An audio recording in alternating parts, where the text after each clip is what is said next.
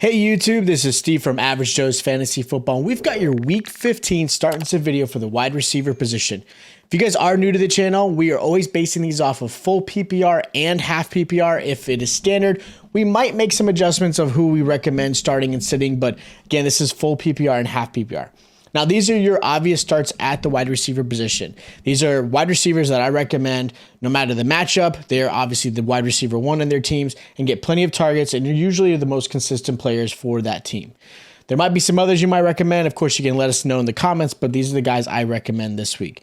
Now, as far as my first receiver I recommend as a start, it's going to be Mike Williams versus the Titans. Titans allow the most points to receivers. I expect Keenan Allen to do really well, but I also expect Mike Williams to do well just as well.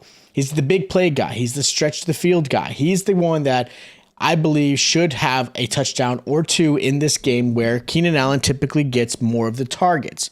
Titans are allowing 34.7 points and 191 yards combined to receivers. And Mike Williams, just from his first game back, had 23 points with 116 yards and a touchdown. So again, even though he's back from injury, he looked really good in his first game. Him and Keenan looked really good against the Dolphins, who also don't have a great deep defense at all. So again, I expect that same similar performance against the Titans, who obviously were blown out by the Eagles. They have just been struggling defensively, so I like him this week. Another receiver I recommend this week is going to be Michael Pittman versus the Vikings. It's hard for me to say this, but I like Michael Pittman's matchup. The tough part is really Matt Ryan. I also love Paris Campbell's matchup in this one as well. If you have him, you might want to put him as a nice little flex play. If the Colts are going to try and keep this game close, which is obviously going to be a challenge for them, they will have to rely on Matt Ryan and his arm. Unfortunately, my hesitation that I do have with Michael Pittman is realistically it's Matt Ryan. It's not that Michael Pittman can't perform. Matt Ryan just consistently is not throwing the ball deep, missing plays, throwing the ball to the other team, fumbling, just not understanding or really escaping the pressure when he's getting there. It's just a really tough one. But if it's going to be a good game, it's going to be this one.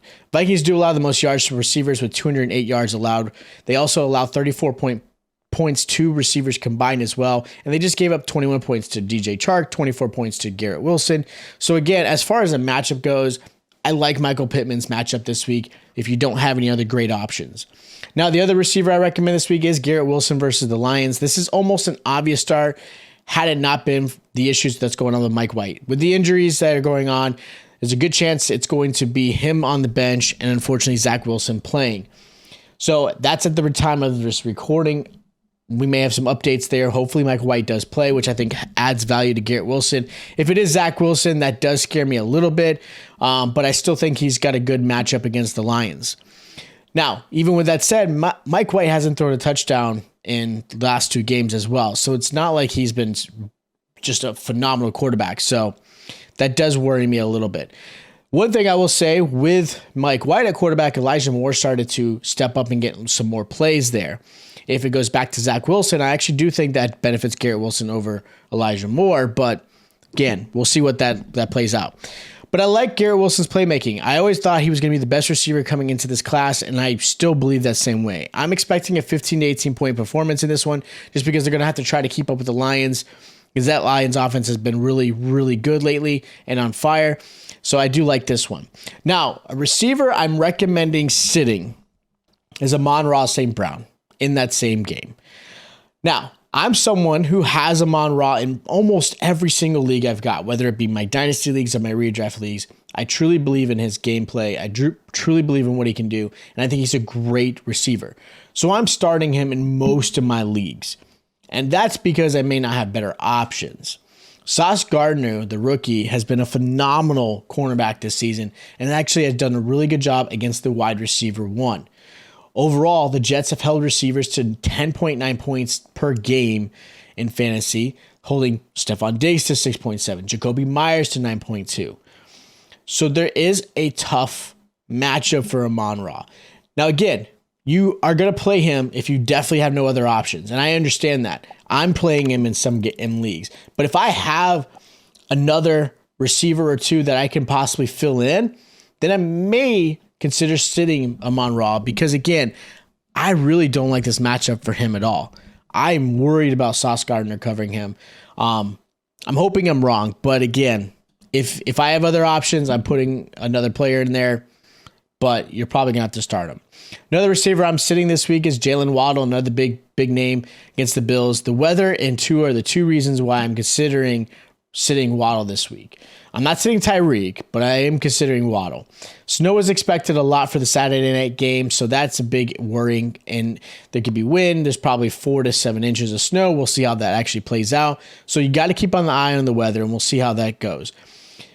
If the weather isn't as bad, I might change my mind on Jalen Waddle. Because again, he has that big play ability, but he has underperformed. The last 2 games alone, he's had 17 points combined in the last 2 games. So it has been a big show. He's not getting the targets he was earlier in the season. So again, unless this game plan and the weather changes, I would recommend sitting Waddle. Now, the last receiver I'm thinking about sitting or should be sitting is Drake London versus the Saints. 15 points last week is what Drake London put up. So it's enticing. He can have some really good games, and depending on the matchups, it might work out. Now, Saints have only averaged an allowance of 14 points per game the last few games to wide receivers. So it is a very low allowance. And of course, on top of that, that's a tough matchup. Now you sprinkle in a whole nother wrinkle to this Falcons offense. You've got Ritter in at quarterback. Mariota right now is currently not on the team, or he's on the team, but he's away from the team. He's on IR. It was due to injury, but then it was based on performance. I don't know. Right now, it's Desmond Ritter. Desmond Ritter at quarterback could either make Drake London even better or could drastically make him worse. With that said, I am not putting Drake London in, especially if I have other options. So he is definitely someone I'm looking at sitting. Now, as far as sleepers go, I have one receiver I'm going to recommend this week. It's going to be Amari Cooper versus the Ravens. Last outing, Cooper only had put up 74 yards on 3 receptions.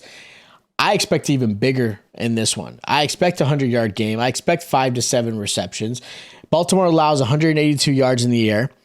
Cooper is now his third game with Deshaun Watson. Deshaun Watson had a better game last week, even though Amari Cooper didn't have a great one.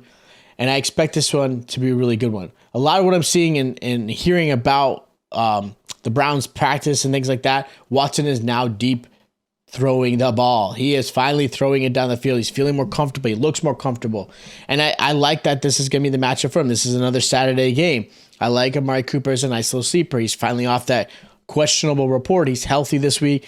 Again, Watson looks really good as far as his comfortableness. He's starting to feel a little bit more into this offense, so I like that one.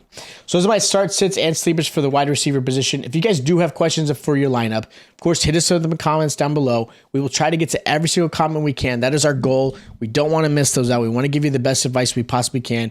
Again, it is your ultimate decision, but we want to give you the best stats and recommendations for you guys. If you guys haven't already, check out our start and sit running back and quarterback videos as well. If you guys enjoy the content, make sure you do hit that subscribe button. It is greatly appreciated.